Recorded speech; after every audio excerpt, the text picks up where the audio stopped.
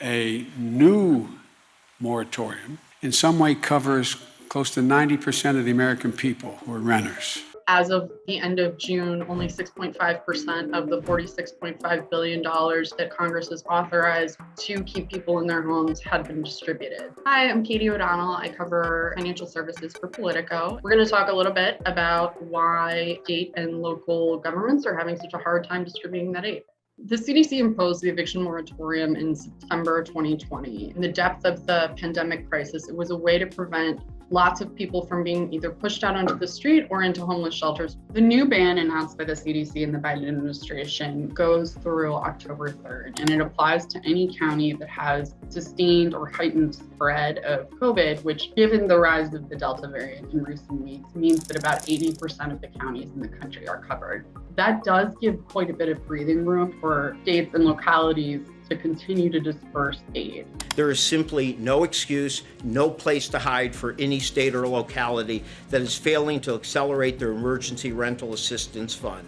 The White House will say, we have gotten everything out the door to these states and cities on time, and we're doing everything we can in terms of oversight. And state and local governments will point out, they basically were standing up these new programs overnight. Nobody had kind of a Department of Rental Assistance before. I'm constantly calling mayors and governors and other people to say, you are the cog in this, get it out.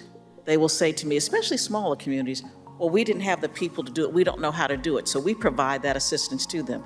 But it is their responsibility.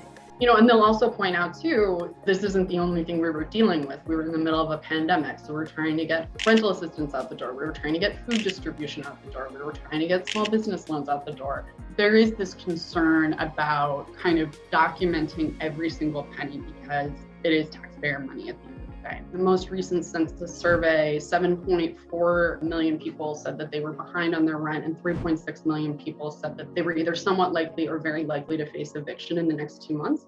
New Census Bureau shows new home sales dropped last month to the lowest level since the pandemic started.